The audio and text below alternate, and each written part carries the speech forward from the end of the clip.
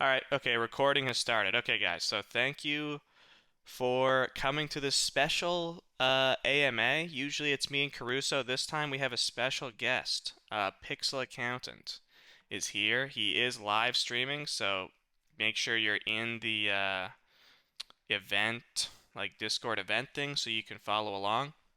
PixelAccountant, I'll let him introduce himself, but just from my perspective, he's the lead artist on Guild Saga. He does pretty much, except for the illustrations, like the anime portraits, he does pretty much all the art on the game, all the UI, all the pixel art, the character art, the environment art, the VFX. He is Guild Saga. Like anytime you see anything Guild Saga, this is the guy who's uh, putting all the graphics together and everything. So you guys have been kind of asking for a while to, can we get PixelAccountant on a live stream? Can he do some like pixel art for us? Can we ask him questions? So we are delivering on that. So PixelAccountant, I don't know if you want to go ahead and like give yourself a little introduction. What's your background? How did you get to um, working with us at Guild Saga? What do you do on the game? And yeah, Yeah, it was really long overdue to draw a live stream. I don't know how many times you guys asked me, and I think I never said no. I just like didn't answer, right? Like like I never give a concrete yes or no. Just ignore it. But yeah, it was way overdue. Yeah, like Val was saying, we've been working on Guild Saga actually for quite a while now. I don't know. We might be reaching the 3 years timeline, something like that. I yeah, mean, we started working a long time ago in the game, like before the mint, and yeah, it evolved quite nicely. Uh, I think I've been doing like most of the graphics for the game. We do have an animator on the team who has taken over like the big chunk of like, animation work, which is not a small deal. But otherwise, yes, whatever else you see in game, either you like it or not, it was made by me. Yeah, so that would be the awesome. first. Yeah. Yeah, Uh, so sorry, go ahead. yeah, go. No, no, you go. Yeah, so I think what we're gonna do here is I'm gonna ask you the questions. We have quite a few questions, although one specific person is really kind of carrying and submitted a lot of questions. Um, I'm going to kind of ask you the questions, and while you're answering them, you can kind of just draw away, and you guys can kind of see what he's working on. So why don't you kind of like let people know what are you working on right now? I don't think I've ever seen this before. I have no idea what's being drawn here, so let us know what it is. Yeah, so basically when I draw, I like to, if you see this, it's very chaotic. Like I don't like to be organized. I don't like individual canvases. I like to have everything as close as possible to make sure that the vibe and everything is keeping on the same line, that we're maintaining sort of the same color palette. There's sort of this misconception on pixel art, like you have to have a very limited color selection. It's not really like that. You can use a bunch of colors, but truly the most important thing is that they all make sense together, right? Like you can see here on this part, there are a ton of colors. Right? This will explode a purest view of pixel art, but overall it's about making sure the light colors remain the same, the hue and the shadows remain constant. As long as that's on track, I like to have everything together. And this particular canvas is mostly done for the new jungle that, I mean, I guess most people never, we never show it. So sort of a spoiler for everyone. Yeah, this is being worked on for the big jungle. We have some like the big dinosaur skulls. We have a bunch of ruins like I've been working on. I think nobody saw this. Like, yeah, they're still not in game, and we never showed them. And right now, I was working on this little thing right here, which is sort of like a poison egg, I guess. It's where the blight wings, the flying poison bees. If you guys play the demo, you fight them. it's where they come from. We're gonna show this cool spot where they are like being born. There will be this bee matriarch. So there is a lot of cool stuff we work on. And in particular, this piece is one of the eggs where the bees will pop up. Most likely it's a big one. I still haven't decided. Like I can, as a reference, a character size. They're more or less the same. So this is a pretty big one. It's probably gonna be like the matriarch egg, and then I'll just have to make a small variation for the little bees. And otherwise, yeah, I mean, in this particular case, this is sort of a new approach I'm taking when drawing assets. I like to draw in grayscale first, just all like variations, black and white, and then start applying color using uh, existing similar objects. We have, poison potion, some icon we made, the new poison surface that also wasn't shown too much.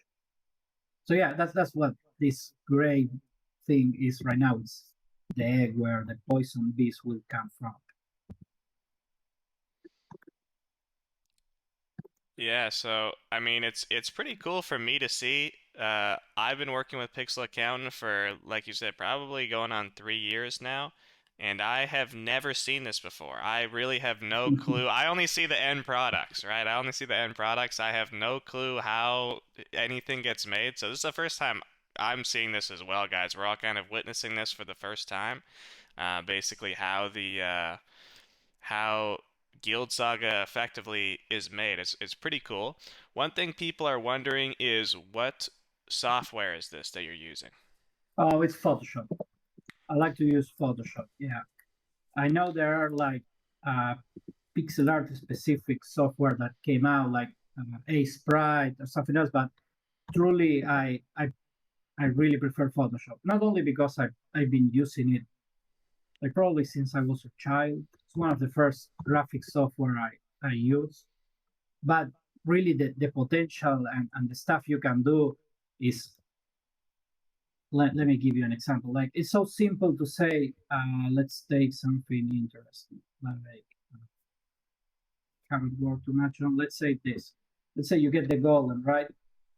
Uh, Photoshop is so powerful, like it will let you do very quickly test and change colors in a way that I don't think any pixel art specific software can, because like see, that's it's very simple. It takes like 3 clicks and you already have like entire different palette.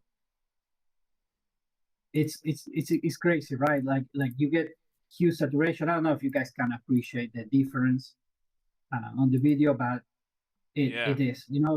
There is a lot of stuff I like to do. For example, this looks really bad, but then you dial it down a little bit and you start like playing around with the colors and yeah, it's I love to do this. Like I love to play with the colors, with the filters, and then you will get like this. I don't know if you guys can appreciate this difference in the beard, in the tree bark. This is something that I don't think any other software comes even close to the power of Photoshop. No, not even close. I don't And even know like what version I'm using, but is I this think it's. common for pixel artists to use Photoshop, or do most people use like something else?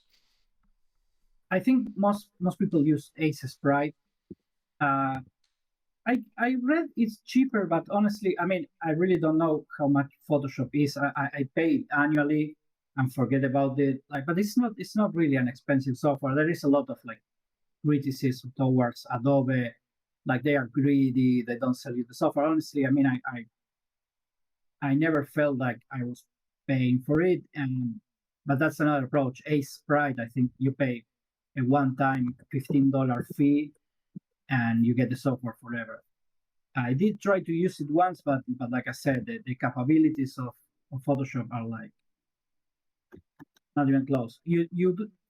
There is a reality that the software the first time you install it, you really cannot use it for pixel art. Like you need to set it up properly, and there are a bunch of configurations you need to change in order to make sure you get the crisp classic pixel art look, right? Other than that, it's really solid. I mean, I wouldn't change it. So, what are you doing right now? Is you're kind of like coloring it like from the outside in, like, um, Yeah. what's kind of So the, if you yeah. see, the idea is that I draw it in grayscale. This part looks really bad. Like it's just a generic shape. The only part I kind of polished was, let me show you, this part, and this.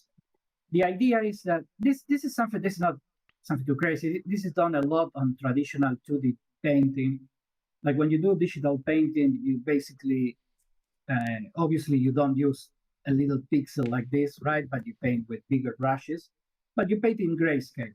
It's way easier to see how the colors interact with each other, and especially when you need certain color differences. For example, here, all of this I'm painting in this horrible green are gonna be poison, right? Mm-hmm. So what I'm doing now is I'm painting the poison part, probably just. And the other, this is gonna be like a kind of a, I don't know if you call it a meat color or a human skin-like color. Like, this is a living thing, right? So it should be where the veins and everything is being held, right? So you will get something like this. This is the idea, right? You will get all the veins here and all the poison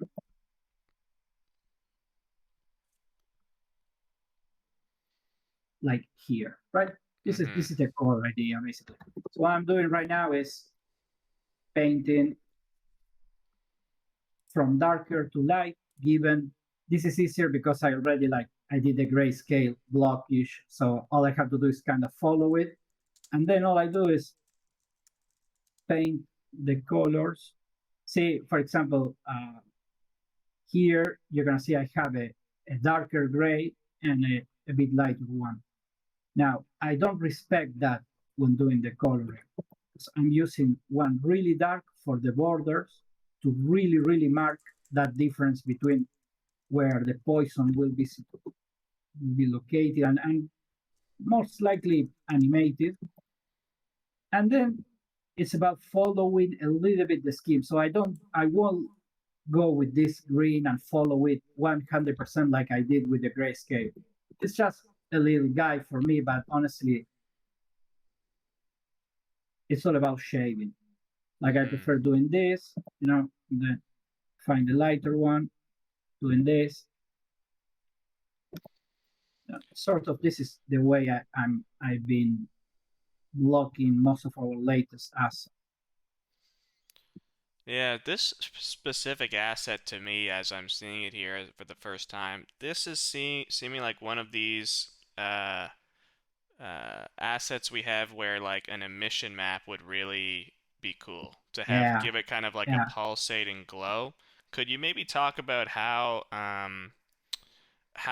like because the pixel art part is obviously that provides the foundation that's extremely important, but then also you go into Unity and you enhance the graphics further yeah, using the tools in Unity. Maybe you could talk people through that process as yeah. well. I can show you how. I can probably show it just really quick. Like, yeah, absolutely. Sure. One thing that's been really important when we started developing the game, and this was like at the start, right? Like 3 years ago. Uh, we wanted like the traditional pixel art look, but we never decided it should be like a purist thing, right? We never said, no, this has to be crystal clear pixel art. It has to look like a game from 20 years ago. The idea was to use as many modern tools as we can and still keep that essence or vibe of the classic pixel art look.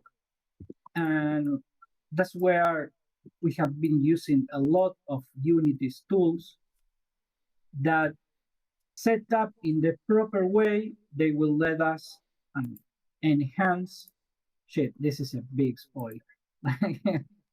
Let me go to something we all know.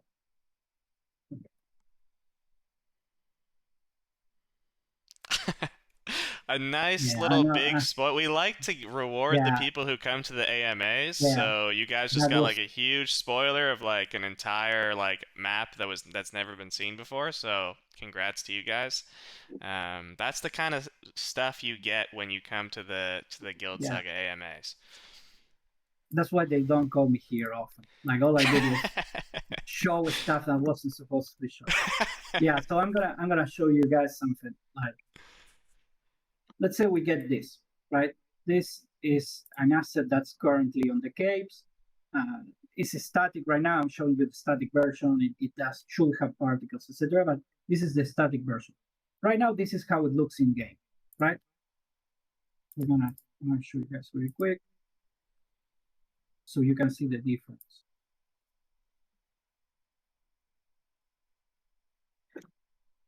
And I have just disabled also the battles, which the developers will hate me if I don't turn them on again. So we're gonna see how this asset, sorry for the light, and we're gonna see how this asset looks in-game before we enhance it with an animation map and after. It's a really cool effect. We use it a lot. It truly adds a lot to the essence of the game. The game is loading, by the way. You guys can see it. Well, There it that is. loads up. We do have some questions coming in chat. One of them is, are you using a mouse or a pen? I use both. Like right now, for example, for this very simple stuff, I use a mouse. For everything else, I use a simple Wacom tablet. I don't even like the ones with the monitor included. You know, I really like the simple tablet that lets you see on the monitor what you do. I don't like the more fancy ones. So what did you just do there in Photoshop Yeah, while so I was I'm asking gonna show that you guys. question? So as you can see, this is how it looks in game, right? This is how that asset I shown looks in game. This looks like this. Now, as you guys can already see, that there is a huge difference between what I'm showing in Photoshop and in game. This is because we also do a lot of post-processing effects, right? We try to enhance the colors, and that's also something really cool. Here it is. It's managed by this asset. So as you can see, this is how the game will look if we're not enhancing it, and this is the enhanced version. Like you guys can see a clear difference here on the shadows, on the light. This is what gives the caves that dark, underground vibe. This honestly, this looks bad, but this is the color how it comes from Photoshop. This is what I take from Photoshop and put in Unity, and then we just enhance it in game. Still, what we're gonna do now is enhance this part even more.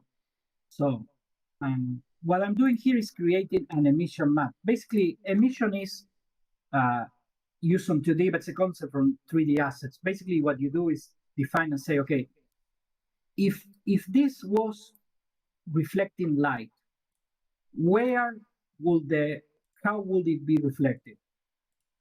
Obviously, in a real life situation, you will never get pure white or pure black, or at least from my ignorant information, there is no object in real life that reflects light in a complete, total, or obscure way. But here, what we say is simply define, okay, we want this to reflect the light, to emit it, to reflect it, to take in account both the ambient light and whatever light we would like it to create. And this part, do nothing. So we're going to save it.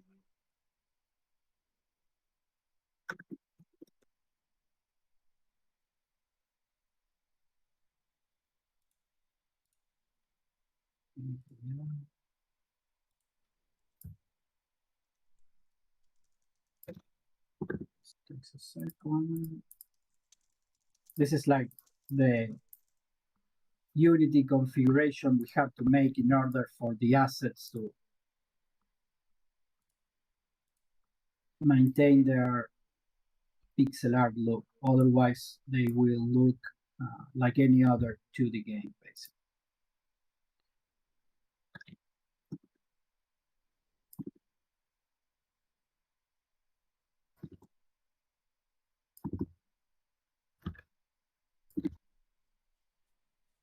So what we're gonna do here is assign the texture that we just created to this core or main right. We do this and we have to go to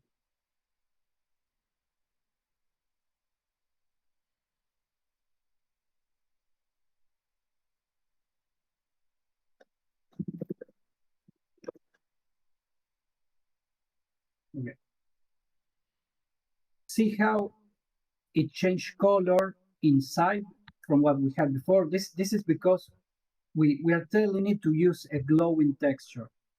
And this glowing texture is only making the sprite glow in the white part. That's basically an emission map. And let's see how it glows without further configuration.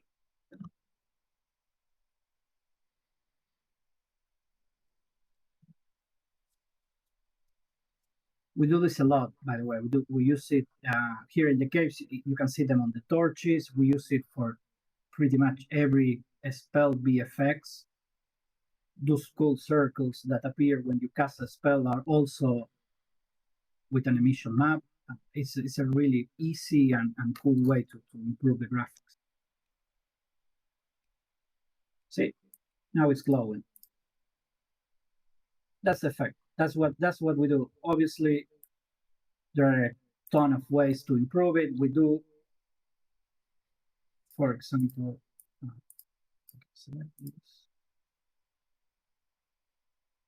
Only notice, but what we do, what we've been doing is change the way it, give it an oscillation look to it, you know, so it looks from darker to lighter. You can change the way it glows.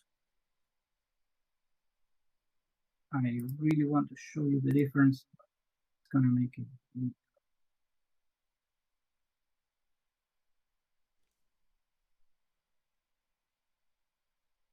Okay, so see, this is basically what changing how powerful the light emission is.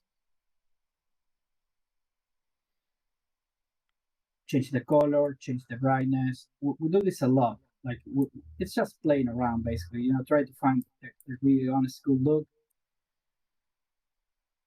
Yeah, and like we use this same like shader effect for like the status effects, like the, if you've seen the poison status effect or the burning, we use this stuff a lot.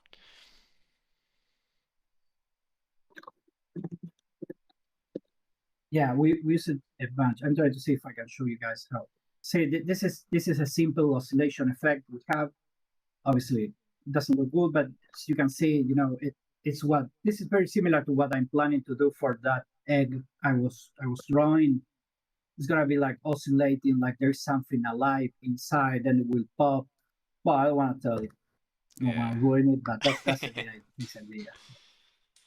Like you shouldn't invite me to this. That's why.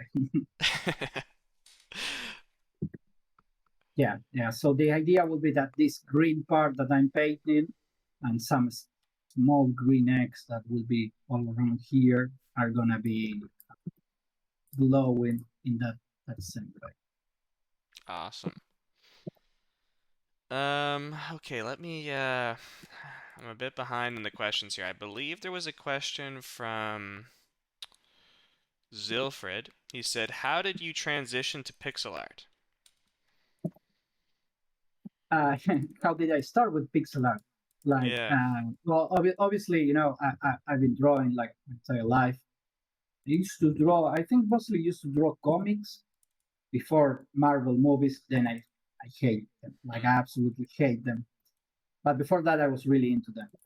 The reason why I started like working with pixel art is I was actually bored, very, very, very much bored at work, my ex work in the office, but I was really bored. It was one of those days, when everything was slow. I was playing Pokemon on my phone. Like, I don't remember, Pokemon Fire Red, one of the old Pokemon games. And I was like, I could draw this in Paint right now. Like, why not? So I just opened, Microsoft Paint and I started copying what I was looking at in the Pokemon game. So, okay, this is pretty cool. Next day, I just took a portable version of Photoshop to work on a pen drive and just spent my entire day drawing instead of working. And it was truly easy because I could pretty much paint everything with my mouse, right? I didn't need the tablet to paint uh, pixel art. Though it is easier, I could use my mouse. So that's basically why, because I was bored at work and I really didn't like what I was That's hilarious. So yeah, you were like because you're using your mouse, you were able to conceal the fact that you were doing. Yeah, drawing pixel art and yeah, not accounting.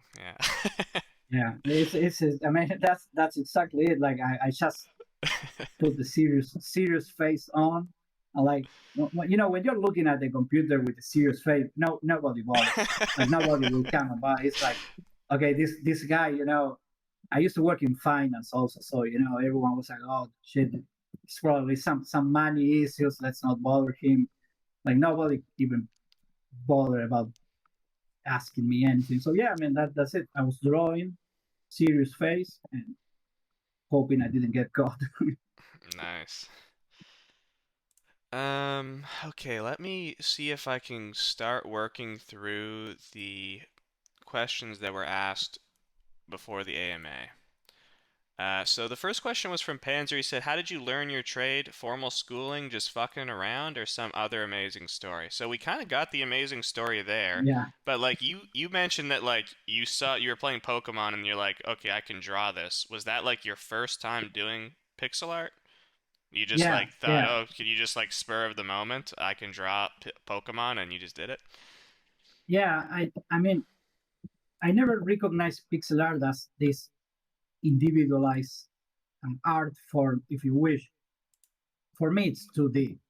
I don't care how you do it. What it's 2D art, like, but the pixel art per se, working with really small assets. Yeah, it was with Pokemon. I was, I think it was probably Charmander, or it was one of the starters that I was looking at. I was saying, this should be easy to draw. Like this doesn't seem complicated, and it was complicated at the start. But yeah, I got the hang of it. In any case, I didn't get any formal education in art. I am an accountant. Like I got my college degree. I don't like it, so I never really bothered too much with it. I really, as soon as I could jump ship and start living as an artist, I didn't even hesitate. And we have another question here from Sold. He says, "Teach me how to do what you do, Pixel Accountant. I've tried and failed. What software should I be using? Is there a simple way to animate? Are there any online instructional videos you recommend?" So play Pokemon. That would be, yeah, suggestion number one. No, but really, um, what software should you use? I mean, really, I like Photoshop because of what I said at the start. Like, it's a really, really powerful software. Like, I don't think it has any kind of comparison. Once you set it up once, it's done. Like, it's not a big deal. But in any case, it's not the software won't really make any difference, right? Like, it's not about. It's just something where you find comfort. You can use Sprite. I've seen some crazy people using literal paint and making amazing drawings. I'm like, you are insane to do this. It works. Yeah, you say in the question he asked about animation. Yes, Yeah, he said. animation. For example, I know that our animator Luca. he uses Ace Sprite, and I've talked with him a bunch of times about it.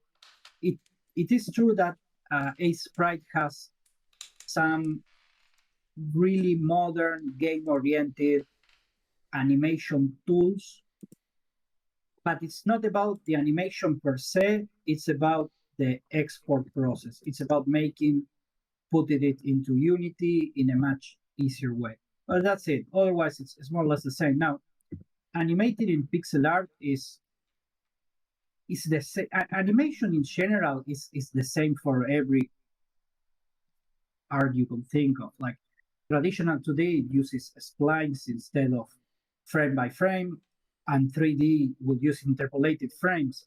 But the core concept is the same. Like you need to understand animation at its basics.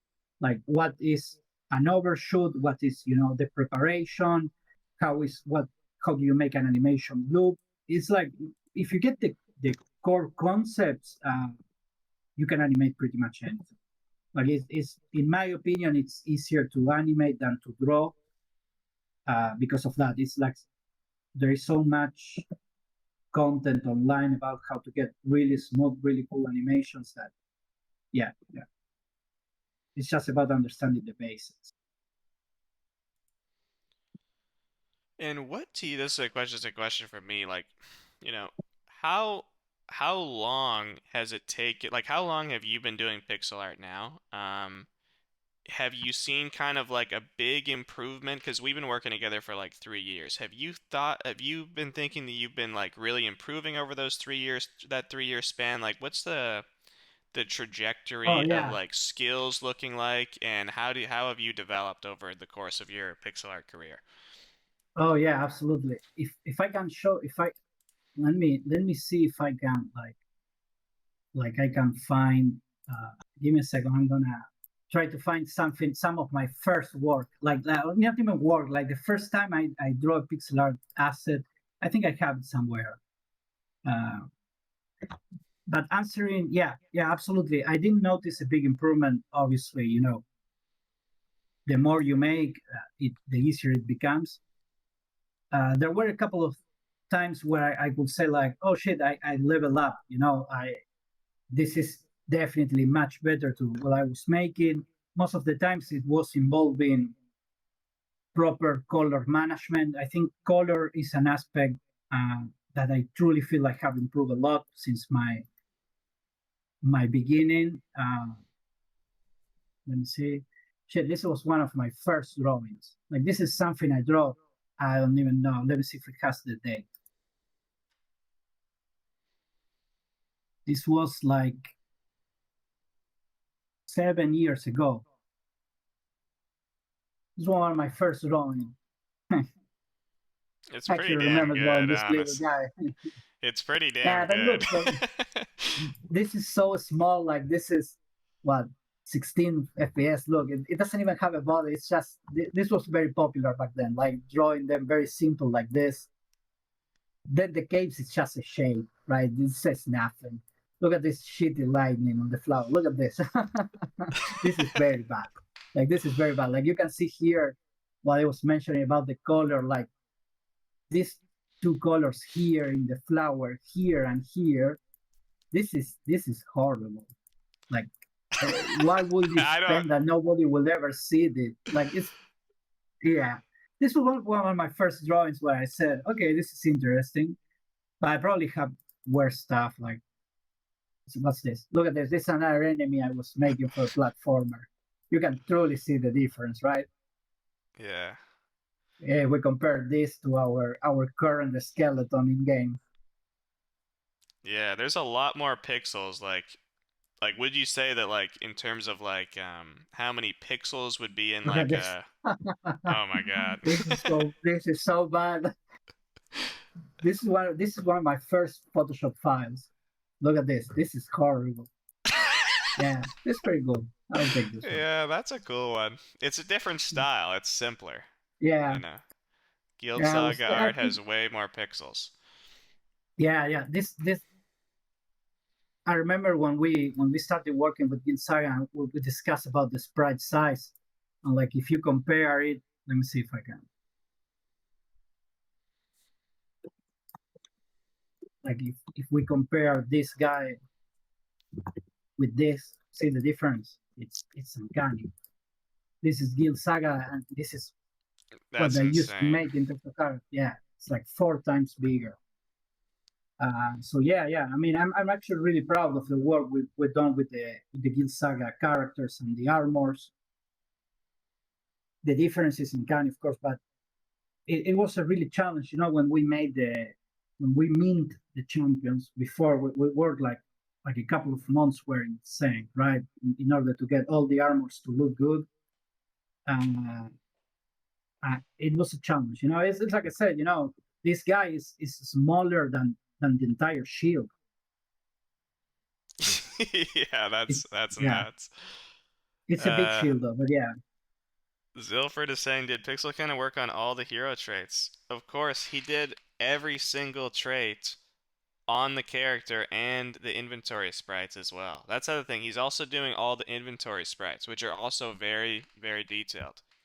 He did all of the oh, hero traits. Guys, we had like what do we have? that's very good. 800 traits?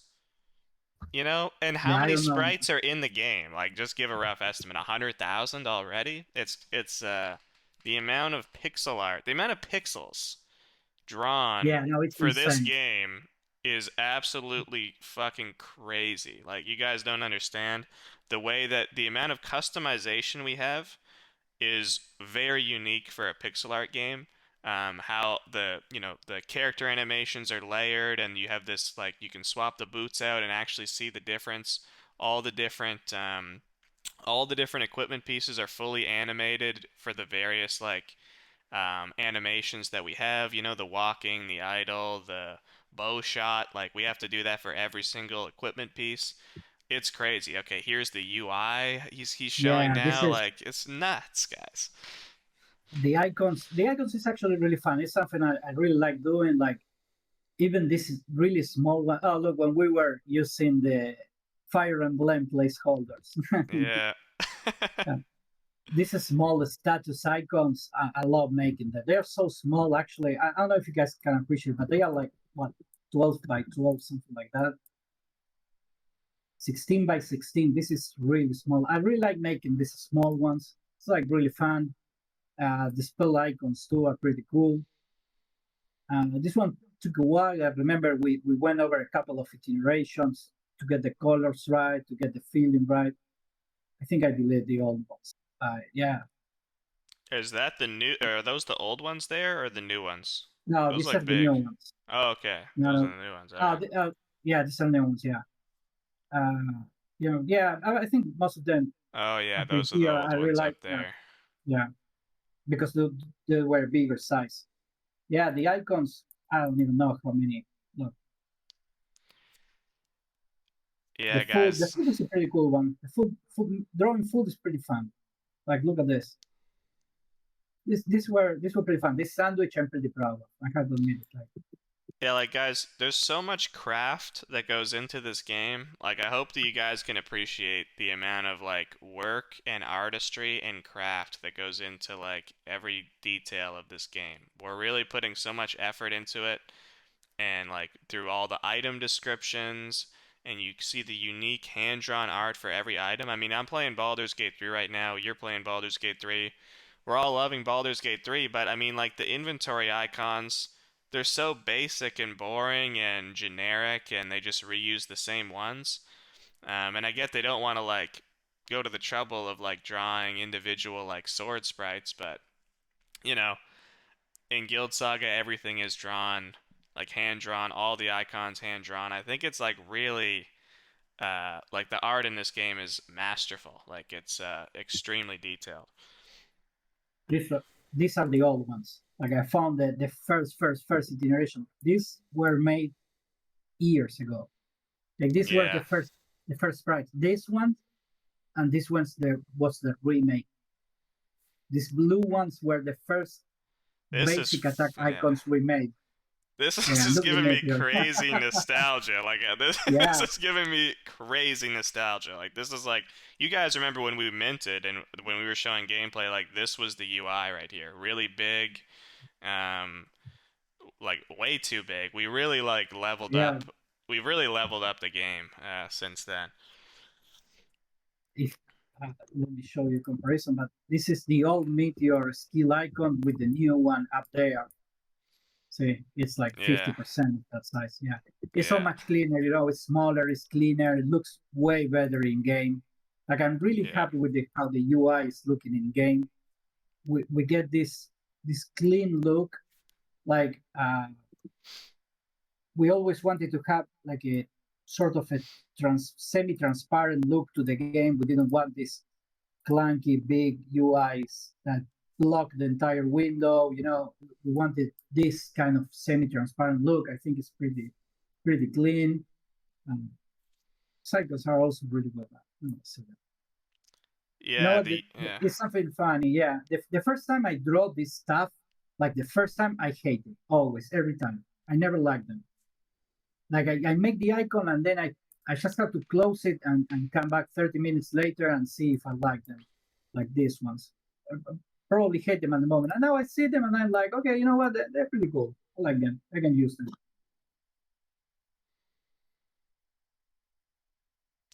Yeah, it is. I mean, like, guys, I know it's like from your perspective, it seems like we're really slow with development. Like it's taken a while to progress, but like seeing all this, it makes me realize how far we've come. It's crazy how much better and higher quality the game has gotten since we minted about a year ago. Um, Absolutely nuts. They're really pushing every Yeah, day. Yeah, guys, it's I mean, you're seeing it right now. We're seeing live work. This is how active we are, you know? We're doing the live streams and where he's drawing at the same time. You know, this is never a stop. maximum efficiency. My devs never stop, guys, never. Uh, so uh, so this is we're seeing pretty crazy progress on this. It's kind of interesting how quickly this is coming along here. Let me go back, or maybe we should do a little giveaway here. We're already almost an hour into the AMA. Maybe we could run a quick giveaway. I don't know who can do it in chat. Sold, possibly.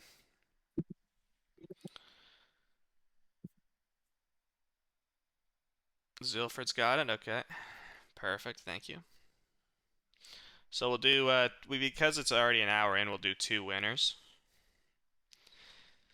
Panzer says my wet missile hits your thistle. I think that means he's aroused by the stream and he's enjoying this AMA.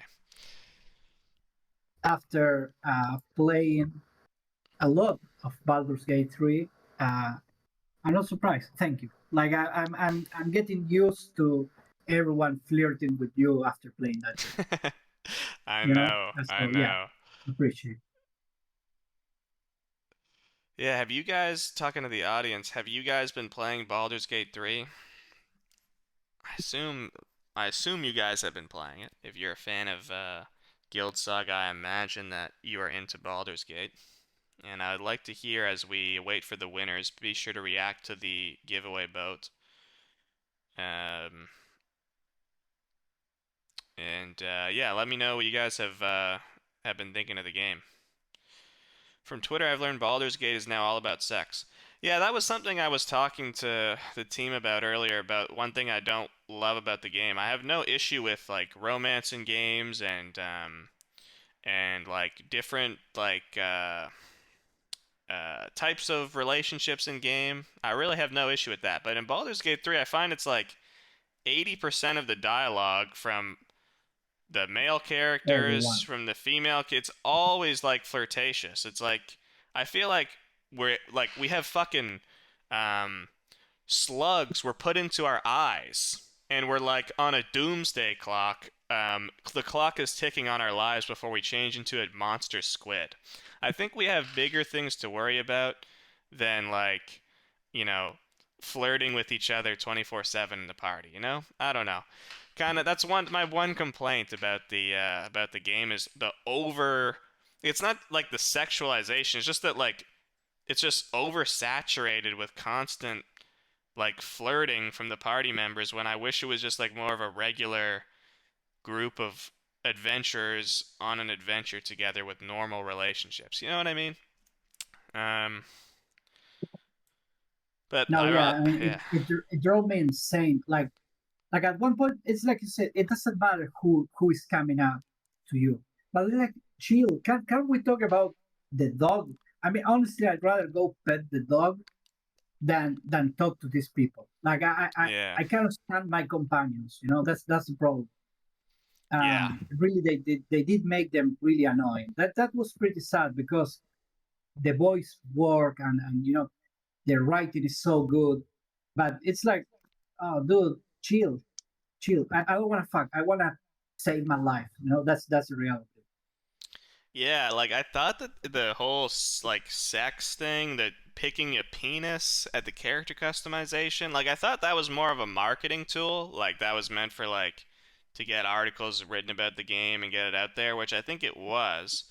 But I didn't actually expect like so much of the dialogue to be like constant flirting. You know, and it's not like I'm offended by that. I just feel like it detracts from the, the immersion with with the story and my likingness of the characters. Like I think about Divinity Original Sin 1 and Divinity Original Sin 2.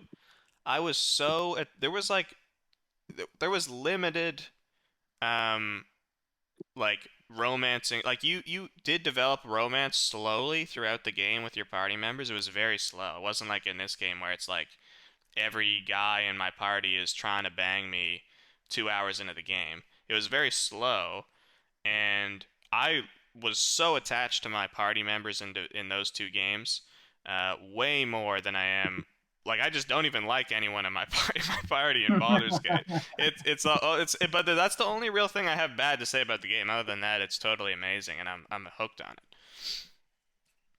No, yeah, it's a really good game though. I was surprised. I was also surprised because I didn't play a lot of early access because I didn't want to ruin the game for me. But I play games, you know, big games where you the game starts really well and then it's a fuck up.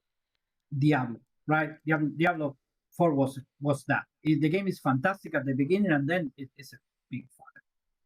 This game goes from good to better. It's like, damn man. I mean, every time I move forward, it gets better. The fighting gets better. The exploration gets better. Uh, the town. I mean, the actual Baldur's Gate. I mean, the actual town blew my mind. I don't know how they would love to make such a big, interesting city. It's one of the best I've seen in video. I have not even gotten there yet. I really need to stop getting distracted in the game. Yeah, you're That's stuck in this weird tower. You are the only one that found it. There's no one person in Reddit mentioning it. Like, yeah. There's no. Am I just the only person who discovered the Arcane Tower? There's nobody else in chat been there? Cause I got stuck in there last night and I had to just like leave it, and then I came back today and I passed it. Um, and I thought I was cheesing it, but I think I just did what I was supposed to. Um, but it was interesting, and then it was fun because like you get to the top of the. Well, I'm kind of spoiling it, but like it's not really an important part of the. I'm stuck in the Underdark right now. That's where the Arcane Tower is. That's where the Arcane yeah, Tower is. You get to the top of the tower, and then you kind of have like this weird like robot sequence, and then there could be a fight depending on what you choose. And it like it that fight is a perfect example of how when you're playing on the hard mode, um, using pushback skills is extremely OP. Just pushing people off ledges, it just makes like a really hard fight extremely easy. did you notice how smart the AI is? Like, I was surprised by it. Like, it comes, it repositions correctly, and it pushes me off ledges. Like, I have died and reload, of Oh course, so yeah. many times because some asshole guard comes next to me and just push me. It's like, fuck off. Yeah. How are you? How are they even processing all those possibilities? I'm surprised. I mean, they did really make great job in that. Yeah, like in this tower fight, I pushed the this boss off the ledge. He fell like 4 stories, survived on the ground. And then he actually, I'm like, is he even gonna be able to know how to get back up? Like, because it's like you gotta like interact with a bunch of shit to get back up to the top. I was like, is he even gonna be able to get back up? What the hell? And he used a couple turns and he interacted with the elevator and he got his way all the way back to the top. Yeah, And then I pushed him yeah, back down again. But but the AI is very intelligent and yeah, they're pushing me. You gotta stay away from edges in the game. yeah, You do not exactly. want to Yeah, be yeah, near edges. It's an insta kill. yeah.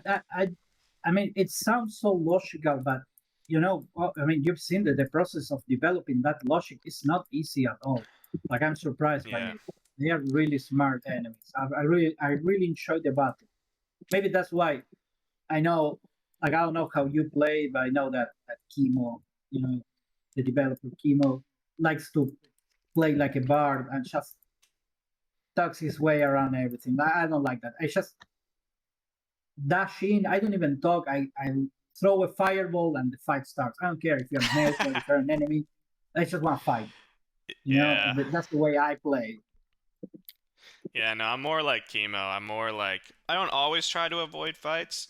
Um, but I like you're playing on the hard mode too, right? Yeah, Sometimes yeah, it's like if you're low on resources and your health is low and you haven't rested in a while, it's like I actually can't really like afford to get into an extended fight right now and I gotta like talk my way through, you know what I mean? yeah. First I But didn't it like feels, yeah. Sorry, go ahead.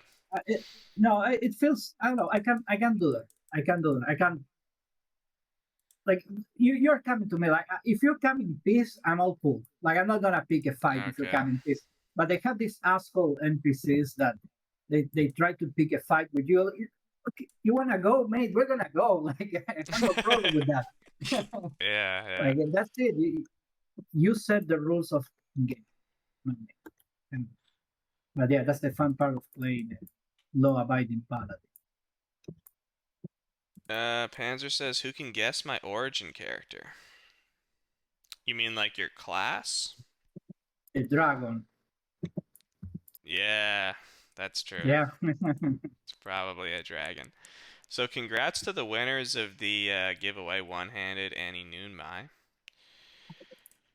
Um, I will return to the questions now. C. Johnson says, can we see screenshots of a sprite's progress from initial sketch to completion? Can be anything, item, character, vegetation, structures, etc. Yeah, so I mean, we're kind of seeing literally like a live demonstration of from a basic grayscale sketch to completion. Excuse me. So I think we've satisfied that one, C. Johnson. But Marcos, if you have anything else you wanna show in terms I of don't. progress, then No, I I don't. I guess. don't think because I really don't save. I was just thinking about if I have any. I generally delete everything. I either draw and then delete the middle parts. I don't. I never save the middle parts. So really, I couldn't show even if I wanted. Like I don't think I have any. All good. This was a great idea just to do the live drawing while we do the AMA. This has got to be, guys. Is this the best AMA we've had? I feel like this has to be the best one. Like I've never enjoyed an AMA this much. I'm seeing, like I said at the beginning, this is all new to me as well. So super cool to see. Um, let's go back to the questions here. So yeah, that one we've done, C. Johnson, and then next one from him is any pixel art tips you wish you knew from the start. It's a good question. And I wish I knew from the start. Okay, that's a good question. Uh, I think it's not really about pixel art, but colors. Like colors are so important. If you don't have a grasp of or it's like that lame example I showed of the shitty flower I draw, where the blue color is so similar to the other one. You need to be able to control your colors properly. Like for example, let's take this guy helmet and the shield, right? You need to be able to have a concrete, clear difference between this color, the one next to it, the one next to it, the other one, If you don't do that, you will never get a good look. But it's super important to control color. And here we're in the same situation. Like if you see the egg here at first sight, well, I mean, maybe I'm used to, but you can clearly see it's five, six colors of greens. There are no more, and each step of color is really clearly visible. That's something that took me a while to properly grasp how to reduce the amount of colors I use, but still get a good level of detail. I think that would be one thing that I would have loved to know. It would have saved me, a lot of time. Other than that, what's something that made me level up? Clusters. Clusters are important in pixel art. The clusters are this. This is the color cluster. See this little green piece here, the one around it, this green around it is another cluster. This green is a big blast. The reason why I mention it is because there used to be uh, many years ago that the fact that in order to make pixel art you have to use dithering, right? Dithering is basically this. When you use this effect, you have two colors, and this is like a 10 years ago understanding of pixel art. And what you did to detail was this. You did dithering. There were distinctive patterns you could make, right? But overall, it was all about dithering. The reality is that, in my experience, in order to get the best look possible, you have to sort of avoid them. Well, I think I call them like orphan pixels. Like this one, for example, they have to be the exception. That single pixel has to be the exception. Otherwise, you want to paint always in a cluster of pixels. If you're placing like a lot of individual pixels of different colors, it's not a style that I particularly like. I prefer this look of more concrete blocks of color one next to the other. You can see it clearly here. See, for example, in the stone, you don't. I barely, if any, I use this kind of detailing. Right, I never do this. This is something that Right. used to be very common to do details and shadows and highlights. I don't enjoy that. I prefer the big clusters like this. That's something that also took me a while to understand and truly helped me improve how to paint the pieces. Does it save you a lot of time, like not doing the dithering? Like, is it annoying doing that like kind of checkered pattern too? Is it more efficient just having doing the clusters instead? I think it takes more or less the same amount of time, because once you do a cluster, I come here. I mean, right now I have it so naturalized that I do it fairly quick, right? But I don't even remember what I painted. But 15 minutes ago, this didn't look like this. So I do a first take of the cluster like this, but then I have to zoom in and go and like start polishing it, right? So more or less it takes the same amount of time. But I think that the end result is always better when you're using clusters and not the dithering, right? There are cases though where I use it, right? It all depends on what you're trying to see. For example, here you can see I left a bunch of individual pixels. This was done on purpose because this is supposed to be like a really shitty old ring and it shouldn't look good. So if it's good, I use like here, see, it's all about blocking, all big blocks of colors. If it's older and shittier, I use more dithering. Again, obviously, this doesn't mean that you never should use individual pixels like here, here, and here. They are just a pop-up detail. But yeah, that's something that, yeah, I would have loved to start earlier working on bigger clusters and not on dithering. This one has a lot. Yeah, that one Oh, is crazy.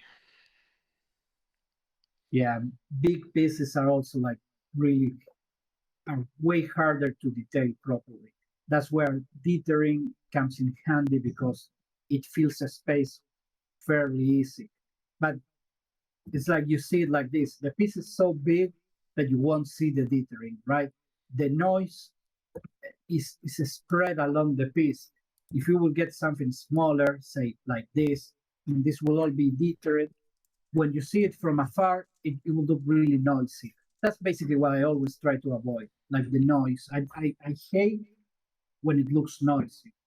That's something we have worked a lot with the animations too, to try to make them super smooth, Mm-hmm. avoid that unnecessary noise.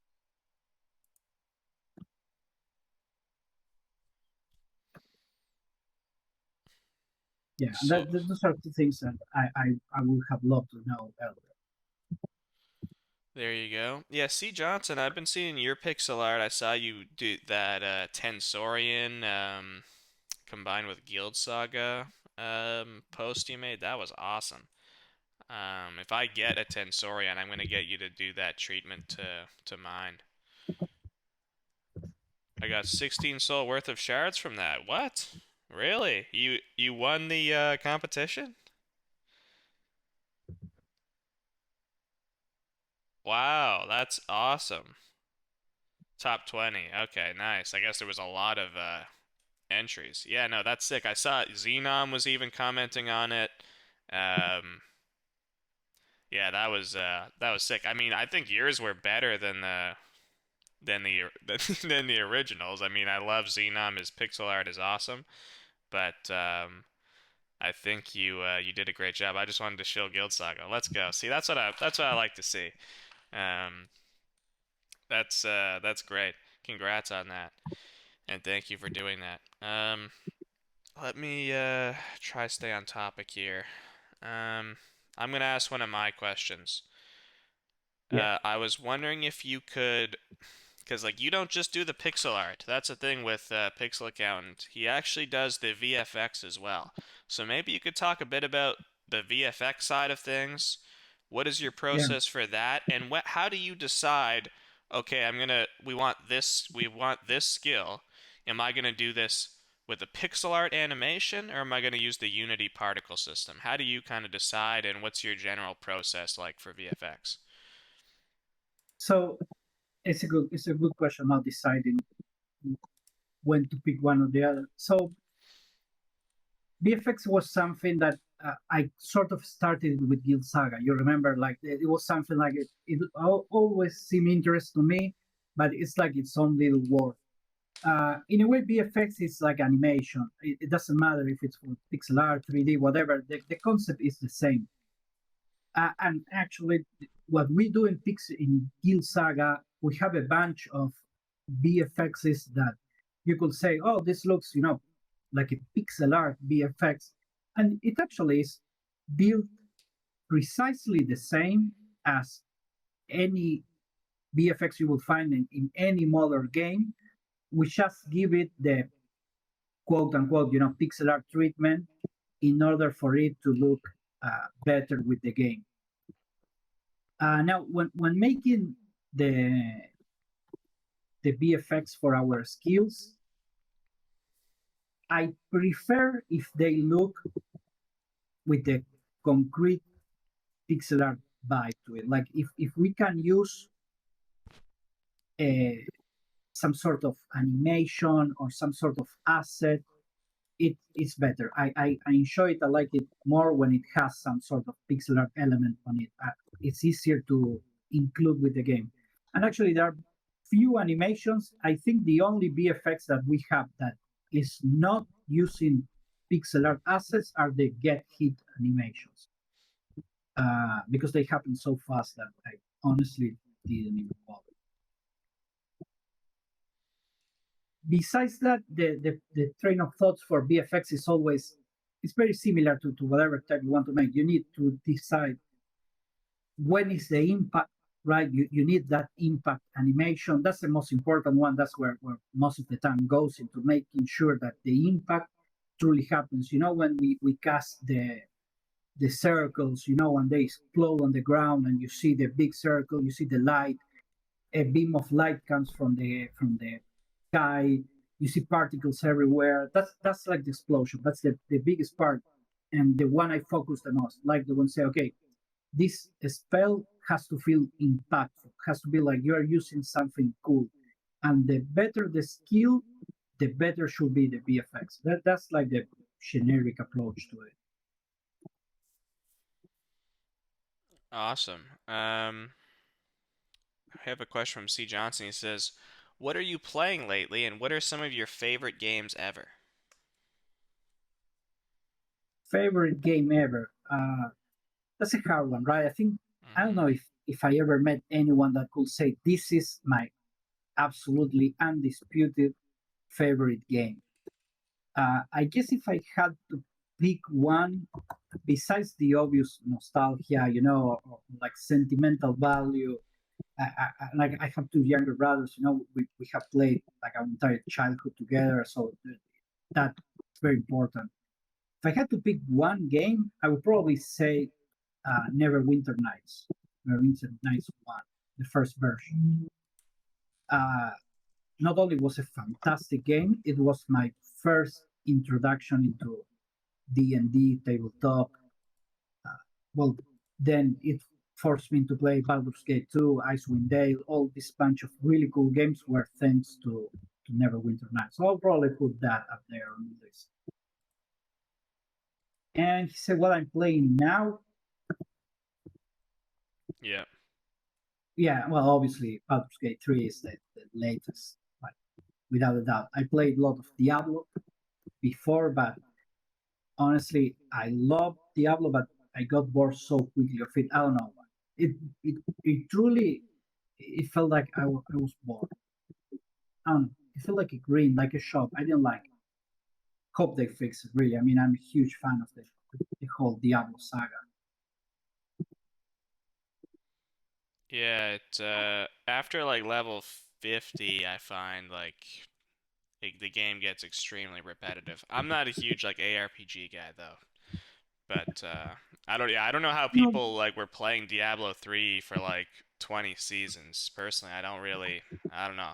Like it was fun for me. Like I got my money's worth out of it for sure, but oh definitely yeah, gets no repetitive complaints. quickly.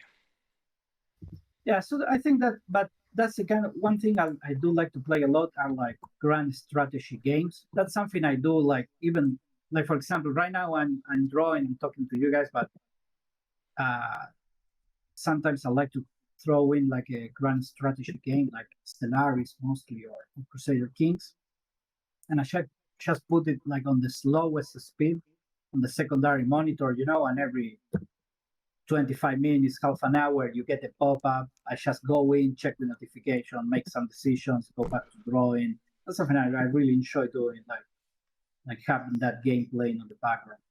Hmm. Uh, Gula, he says, "How are we supposed to explain these large dinosaur skeletons being found on a small respite island in the middle of the ocean?" Um, Well, there was an actual metaphysics talk earlier today on a meeting, so I probably can say that we can explain it. there you go. Um, yeah, we had a very interesting meeting earlier today involving Yeah, some that was very a really good one. fascinating in-depth topics. Um, Yeah. uh, Expect something on par with like Interstellar meets Dark meets. I don't want to spoil it. I want to say Alien versus Predator. I don't know. I don't want to. That's yeah, just out there. I'm just throwing. yeah, the plot No, is but there's getting some really very cool stuff. interesting. Yeah, yeah, yeah. That's something to remark. I don't know if you guys like.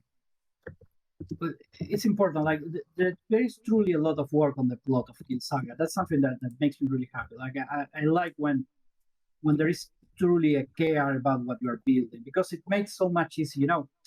This for example, this part that is still not in game, it looks really bad here, but it's going to look better later.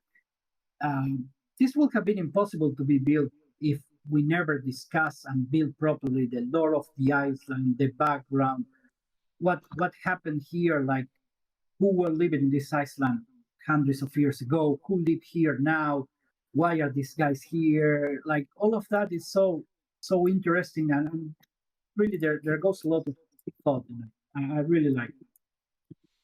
Yeah, and that's I think maybe leads in another question I had, which is like when you're drawing, like guys, just so you know, like Pixel Account, he doesn't just like I don't like give him a bunch of like references and he draws them in pixel art. I don't tell him exactly what to draw. Like what he's drawing right now, this is like purely of his creation. This is not something that me or Gulai or Guts or anyone like told him to draw.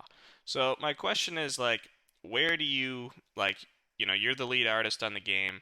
Where do you kind of get your inspiration? You talked about how the lore kind of guides your art. Is there anything else that like um, helps you think of your ideas? And when you're like, are you using like other games or media as inspiration? Like, you know, could you maybe talk about that a bit? Yeah, yeah. So like you said, I truly enjoy when I get to draw freely. Of course, it's like everyone who draws likes to do. Like you get to create truly creative from start. And in this case, for example, this kind of stuff, that I think that what we talked when we made these assets were this is a jungle and there was elvish presence in the past. We were starting to build the lore of the Iceland, and I think, I mean, truly, it probably comes from like years playing games like non-stop. Since I was child, I mean, like games, so I think that you automatically absorb all of that.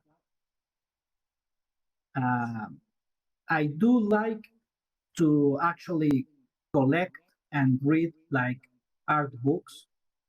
When games get their art books out, that's something that I truly like and has helped me a lot along the path, because you can read about how other artists, approach how to build a world, how important it is to. It's not just thinking like, um, oh, I have to make an asset for an Elvish Iceland. Is thinking it as a painting and as a whole. You're not just thinking of that little part. It's like what happened here. How would it look if someone that lives there, what would they see every day? What would this crazy lost jungle would look like? Is it abandoned? Do we have people walking around? So it's those little things that lend you to think. For example, in our case, we get all of these like broken statues. They're in half. They are obviously not being taken care of. So definitely, the idea, what you want to transmit with that, while you don't do it directly, right? It's not about right clicking, examining a broken statue. What you build is that state of decay, of natural decay. So, sort of saying, okay, definitely the people who live here now don't care about this, but they also don't care it enough to just go and demolish it. So it's not like there is a hate situation going on. It's a little bit about trying to create the world around it, and and transmitting it as good as possible. Obviously, there are moments where you also have to like ponder the cool effect, right? For example, here, like this is a big monster school that it's like next to a mountain and in the jungle. There's gonna be a code here you can access the caves. But like this type of giant monster, like Gula say, it makes no sense, right? Like if you're making a super realistic game, you will never put something like this. It makes absolutely no sense. It will make more sense to have more stuff like this. But at a certain point, you also have to, you know, make it look cool, make it look interesting. It's about defining what I truly like and truly enjoy. Let me see if I can show you guys on the Unity what I mean. It's about showing or defining key visual waypoint, right? It's when you play a game, and you explore a forest or a dungeon, if it's too repetitive, it's not because it's literally using the same asset one after the other. It's because they don't show you nothing interesting. There is nothing that stands out, nothing that you say, okay, this is my reference. It's like when you go out on the street, if you're in a city you don't know, you're gonna get one or two references that stay in your head.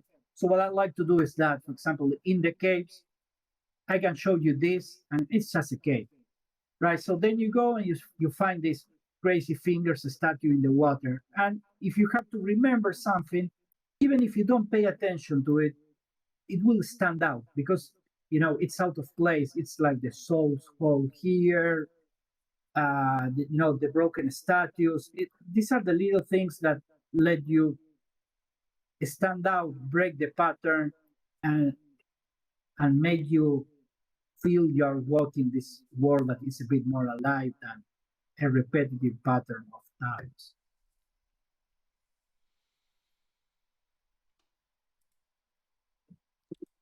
C. Johnson asks, could you point out any workflow improvements that you've come across in the programs you've used, such as shortcuts and UI customization?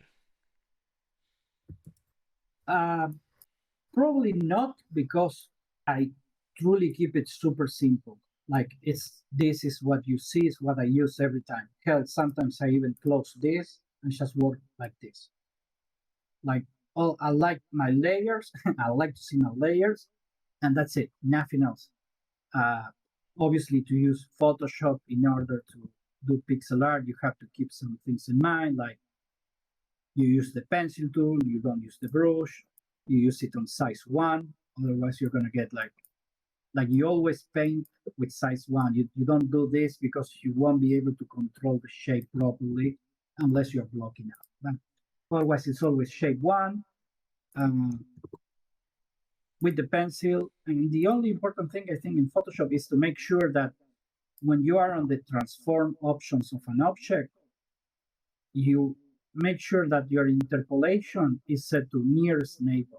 This is probably the most important and the true secret of doing pixel art in Photoshop, making sure it's on nearest neighbor. Otherwise, when you try to scale, rotate, move stuff around, uh, it will start getting blurred out. C. Johnson asks, how do you select all the pixels of a color without going to select color? I think I use the magic one, of course. In Photoshop, it's the W. I'm sorry. Yeah, obviously, I use a lot the hotkeys, but I have them so installed on myself that I couldn't even remember if I wanted. Yeah. So when you get one layer, for example, this layer of this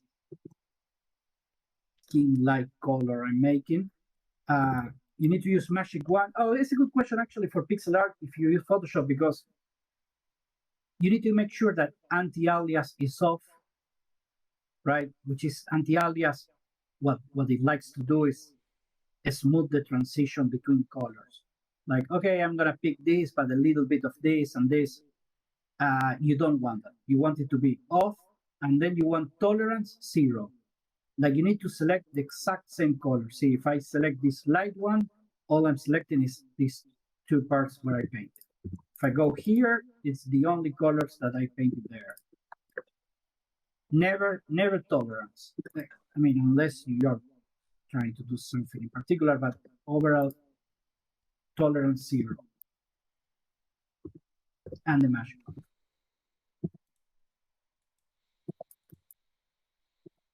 He says thank you. Okay, I think that's all the questions from the AMA for you. I have a few more questions. We could do like a rapid fire to finish things off. I'm just gonna answer a couple questions from Panzer that are for me. He says, when is the last time an update was done to the world mode loot drop table? What type? Oh, okay, I'll answer them one by one. So the first question is, last time an update was done to the world mode loot drop table. I think the table, probably maybe uh, 3 months, 4 months maybe. I can't remember the exact date, but it's been a while since we updated the table, as in like the items that are in the pool. We do more frequent updates to the drop rates, which I guess is part of the table as well, but you know what I'm getting at there. Um, and then you asked what type of workload is required to do this type of update. So really the workload comes when we have to mint new items. So that would require doing the art for the icon, uh, uh, saving it in different sizes. We have like I think three Oh, different yeah. sizes for each icon. Yeah, you know what I'm talking about. There's the in-game size, there's the item database size, and there's the NFT size. So it's very annoying. And then we have to mint all the items, and we have to ensure that there's a consistency in data between the game database, the item database, the NFTs, and like the world mode loot drop table. So that was the biggest problem. You'll remember that like earlier on in development for with world mode, we had a lot of delays, and they were all because we were really struggling to keep all the data from the different sources all synced up. That was a challenge for us because we had kind of the blockchain development side and then we had the in-game stuff, and it was difficult for us to like keep that one source of truth for all the item database content. That was a big challenge for us. Eventually, we got it figured out, and we got like a good system in place, but it took a long time. So that was kind of the biggest workload. Now it's not so bad. So if we were to add new items, then you have that workload. If there's no new items, all it is simple changes to the um, numbers on a spreadsheet. That's all it is. And then obviously uploading that file to our server. And we have we have loot drop modifiers both within the spreadsheet for each individual item, and then we have an algorithm multiplier after the fact. So if we want to quickly jack up all the loot drop percentages for, let's say we want to make like uniques drop really heavily one week for some kind of promotion, we can just adjust the multiplier in the algorithm and make that happen. So it's not too much of a workload. And then the last question is, how does the team go about determining what will be on the loot table and what will not? Um, we I guess I think some of the main driver after crafting is wanting, and I think Gulai might be able to provide a good answer in chat. So Gulai, feel free to chime in because you're really Gulai is really like involved with the balancing aspect. But I think one of the big things now is trying to balance what should come from drops and what should people be able to get from crafting, right? So we don't want to drop a bunch of stuff that we want people to work towards in crafting, and vice versa. The other big thing, obviously, is trying to control for inflation. We don't, when we're dropping a cool item, especially on the higher end of the spectrum in terms of power level, we do not want to be making it so that tons of them are being dropped. Everybody's getting this unique weapon, and it ultimately it isn't unique anymore because everyone has it, right? We want to create that scarcity, that rarity, that people want to get that item and it's really sought after and rare, and that's why we have those cool limited time items as well, like the Christmas stuff and the Easter stuff and the Halloween stuff. We like creating that collectability aspect as well. So I think those are the kind of the big things we think about, and I haven't been looking at chat, but maybe Gulai, feel free to add anything if I'm missing it, because this is really your realm.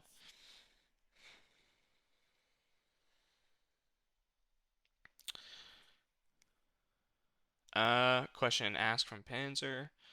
Let me check it out. Um, oh, we've seen a photo of Walt's girlfriend. Like every other AMA, when can we expect a pixel art version of her as an NPC in game? Maybe a character love interest. Yeah, so I mean, I'm so glad Caruso isn't here for this question. So first of all, That's not my girlfriend. To be completely honest with you, I have no idea who that person is. I've never seen that person in real life. I would have never seen that person if not for Caruso DMing me that picture all the time and telling me that that's my future wife or that is my wife, and then also making it a meme amongst the Guild Saga community. I do not know this person, so I just want to make that clear. Um, Now, I think because he's the person who knows her, I think if it's anyone's wife or girlfriend, it's his. So the question, I think we can reframe it as like, should Caruso's wife be get a pixel art version in the game? And I think that would be funny to have. And that does remind me that we are going to be having a lot of, as we build out the town, there are going to be various NPCs inspired by you guys, the community members. So keep a lookout for that. When we open the alpha branch up to include the town, you guys who are like really in the community, be sure to kind of like walk around and see if you can find the NPC that's inspired by you. So that'll be cool to see. But yeah, I would like to see Caruso's girlfriend, a pixel art version of her in the game for sure. And you put also just asking because I think there are some items that exist but are not dropping yet as loot from world mode quests. Yeah, we should do another update soon and ensure everything is being dropped. But I think it's possible that that was a deliberate decision by Gulai because he wanted those new items to be craftable as opposed to dropped in the quests. Yeah, he says, before Profession quests, we certainly wanted a more diverse loot pool. But once they're released, the Heroes Guild quests will be relegated to more of a high risk, high reward quest for higher rarity heroes, while Profession quests will become the primary stable way of acquiring endgame items. The Heroes Guild quests will have the tables reworked, and certain items that are not craftable or attainable via Profession quests still, and the specifics on this are still being worked on, so don't toss those non-bronzes just yet. I can't multitask as well as PixelAccountant.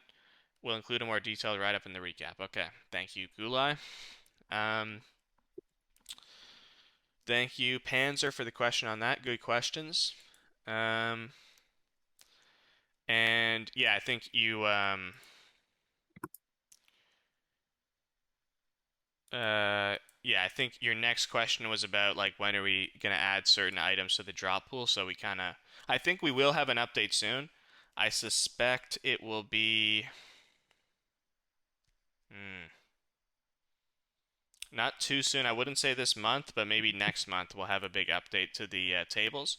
We'll be minting some new items, and yeah, you can look forward to that for sure. Okay, so with that, we're coming up on a 90-minute AMA here. Um, if we didn't have those long breaks going into Unity, this drawing might even have been done during the AMA. That would have been crazy. But PixelAccountant, I'm just going to ask you some rapid fire questions. Yeah. Um, okay, so just answer them quickly. Rapid fire finish here. What is your favorite? We talked about your favorite game of all time. We talked about your art inspirations. What is your favorite game, graphically speaking? And what is your favorite game, your favorite pixel art game in terms of graphics? Graphically, uh, probably Cyberpunk 2077. Graphically, Oh, in terms of graphics. Yeah, I love it. They did a fantastic job. And in terms of pixel art, Dungeon of the Endless, definitely, 100%. Dungeon of the Endless. Yeah, 100%. Okay, I have not played this game. Oh, it looks awesome though. Yeah, yeah. Cool. That's one of the games that led me, like, shit, I really want to do this. Yeah, that's awesome. Okay. Um, Next rapid fire question. What is your favorite map so far in the Guild Saga? Let's go with maps that are in Respite Island as opposed to maps also made already for the full game. But Respite Island only, what is your favorite map so far and why? The tower, definitely. It was really fun to make. It took a lot of stuff. Uh, yeah, it was a really fun little map to make. The tower, 100%. Nice. And one of the only indoor maps so far. What other indoor maps are you looking forward to building?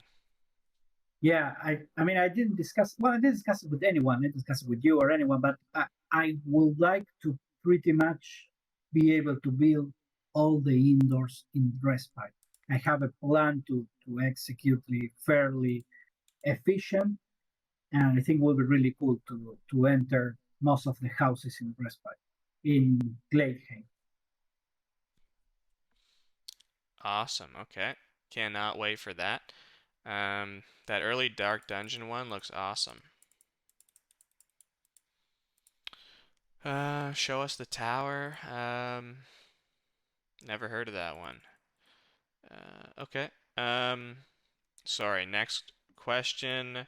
What is your favorite enemy or NPC rather so far in Guild Saga? My favorite NPC is this guy we make as the first mercenary. Definitely, I mean he's so badass. Um, if not, my definitely not Lucid. I can tell you that's the one I hate the most. Like I hate the guy. I don't know why. I just like I will sell him to slavers. I mean, I have literally formally asked for a slaver faction in order to sell Lucid. Yeah, but I'm forced. I'm stick with him, so whatever. The whole Uh, team hates Lucy. I don't know what he did to yeah, deserve this, but yeah. fuck him. There's one part where he says he's tapping his shoe, waiting for your answer. Like fuck off. I mean, literally. What's your problem? Like he's with his little arms crossed in the portrait. No, I hate the guy. So yeah, that will be the most hated one. And the favorite one is definitely the golem with the lemur on top. They have it Ah, here, by the way. yes. Yeah. Yeah, this guy. This is one of my Yeah, he's favorite ones. awesome. He is awesome.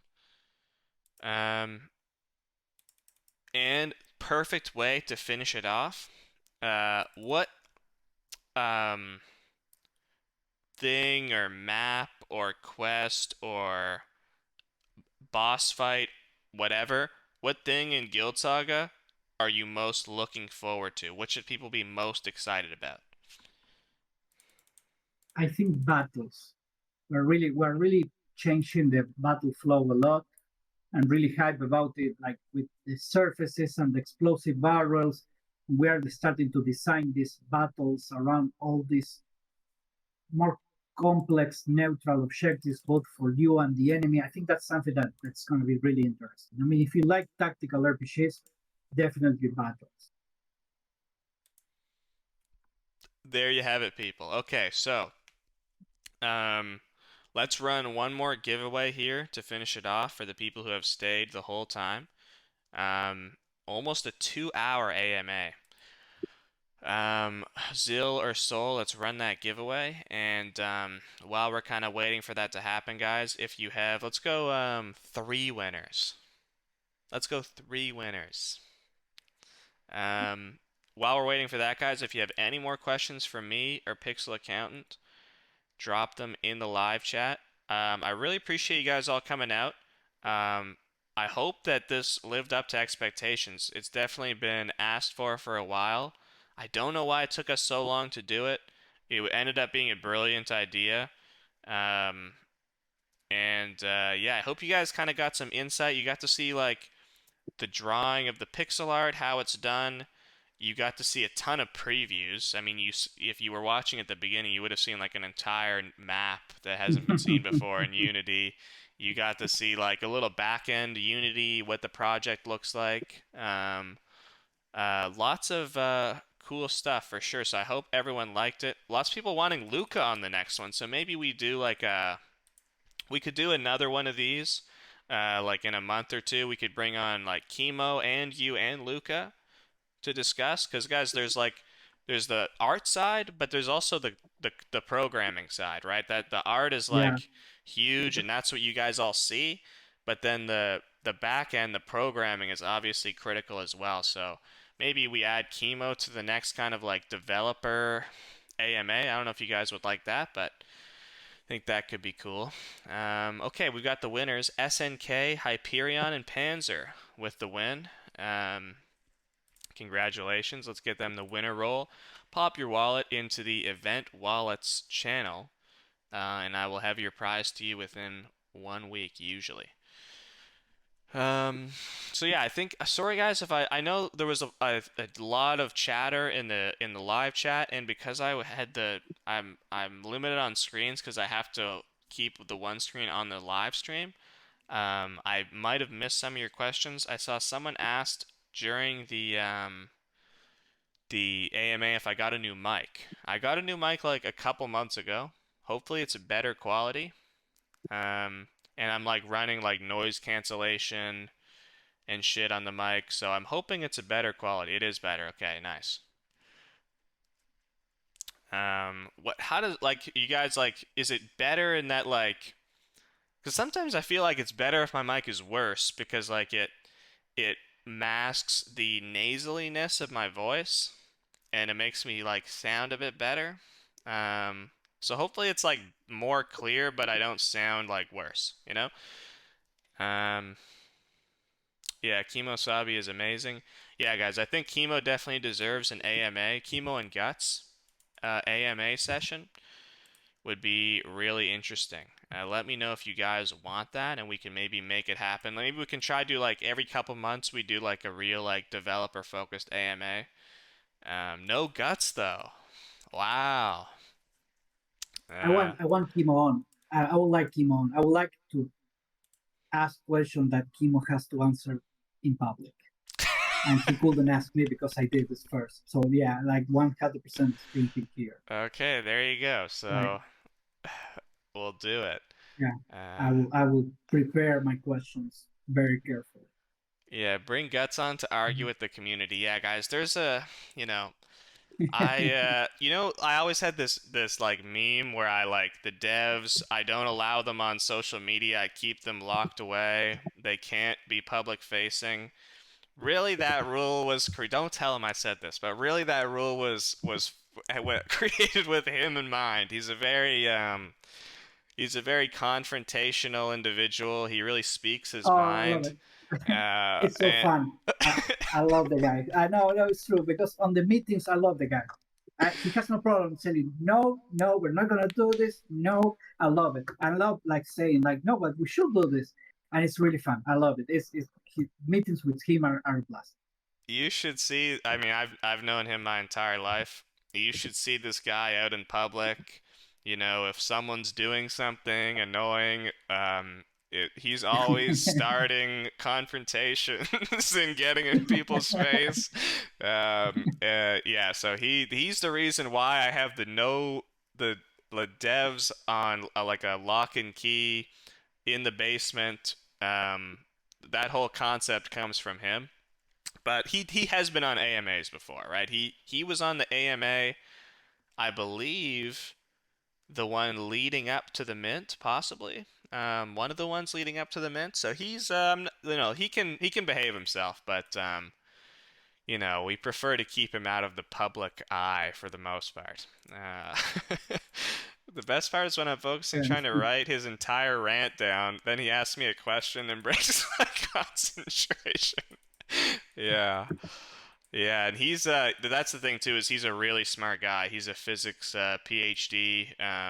He's a extremely intelligent person, so his expectations for others are also quite high.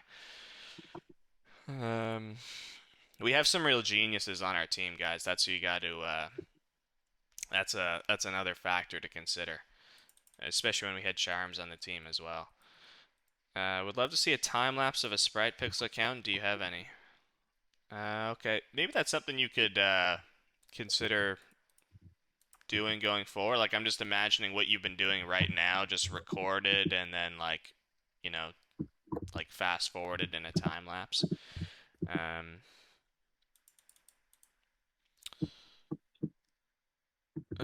would be an awesome tweet. Yeah, I think we've done like a time lapse for like the cave entrance. We did like a showing the progress on the drawing and then Yeah, with the post processing VFX. We have done some stuff like that.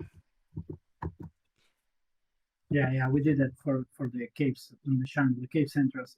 It was mostly showing like it was sort of what we discussed about how do we enhance the pixel art look with modern tools like post processing, Bloom, lookup tables, really important stuff that it's not really used that much on pixel art. It's a shame because it truly easily helps improve the overall look.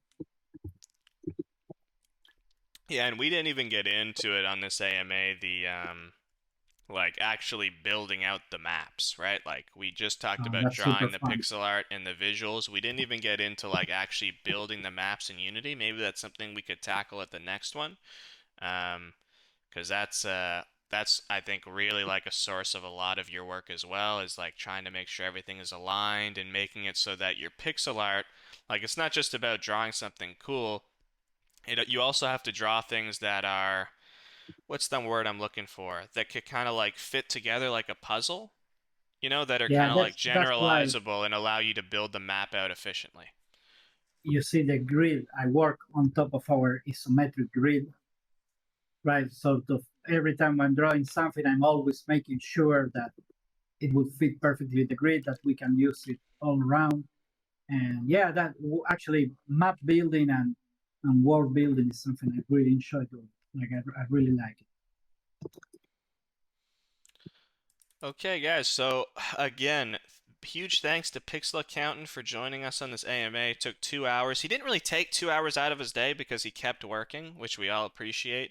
Um, but thank you, Pixel Accountant, for joining us. Thank you to the audience for participating. I really appreciate it. If you could, we're gonna upload the video of this on YouTube. I might make it. No, I won't. I'm gonna make it unlisted like all the other ones, just because we kind of showed um, a lot of behind the scenes and sneak peeks and stuff. So I will keep it unlisted. But once we drop that video, like, be sure to let other people know to check it out. I think it's a really cool. Would be a waste not to tweet the vid though. Yeah, maybe you're right. Yeah, maybe we should. What do you guys think? Should we? I have been recording everything, so um, we could upload this and advertise it a little bit more. It is, I think, definitely the best show we've had. Super informative. I loved seeing kind of the process on this. So we will have the video up for those who didn't see it. I'm assuming this isn't the best time. I think we get more viewers on the Sunday mornings, No, I'm but sleeping there. yeah, Marco That's or that's sleeping time. that's the thing about Pixel Account as well, guys, is he's on some crazy sleeping schedule. Why don't you tell them about that? You haven't spoken about Yeah, that yet. That's interesting. yeah. So basically, when I stopped working in an office, and even before I started like living at night. Like it's not like the crazy nightlife. No, I just enjoy the peaceful of being awake at night. When the entire street is silent, I just enjoy it. You don't hear cars, you don't hear people, pure silence. I love it. So basically, I start my day working at, well, it depends, but 3, 4, 5 p.m. I wake up, have a coffee. That's my breakfast at 5 p.m. and then start working until whatever 6 in the morning, 7 in the morning. It depends, but yeah, I truly enjoy working at night. That's why Sunday morning I definitely be sleeping. Gula says, "Wife is asleep, can't nag me." Is your girlfriend or is she your wife or your girlfriend? Sorry. Oh, she's laughing. She's in the back. She's Yeah, She's yeah, in the background listening, of course. yeah. Sorry. uh that's it. I mean, we're not married. We've been together for like 11 years. We live together almost 12. Yeah, we have lived together for a bunch of years. She likes to think that she lives a normal life, that she goes to sleep early and wakes up earlier. But in reality, she's more like me. Like right now, she's playing Dream World, for example, and most likely she's gonna be playing it till 4 a.m. something like that. I don't know. Okay. Exposed. Okay. Yeah, But anyways, yeah, you can't Gulai says his wife is asleep, so she can't nag him at night, so working is better. I guess that doesn't apply to you. Um, Trying to find GF that accepts Guild Saga rings. Yeah. Okay, so guys, once again, my outro is taking a very long time, so I'm gonna wrap it up here. Thanks to PixelAccountant for coming on. Thanks everyone for listening. Stay tuned. We are gonna be dropping another dev update next week, so you can be excited for that. And the new alpha branch is coming soon. Right, PixelAccountant, that's probably right around the corner. I don't think there's too much more we need to do for that, so you guys can look forward to playing that, those who want to test it out. And yeah, let us know what other people you guys want on AMAs going forward. Thinking every couple of months we should do one of these ones where we really involve the developers instead of just me and Caruso chatting about Harry Potter for an hour. And yeah, guys, we'll see you again in a couple weeks. Thanks for coming out. Thank you very much.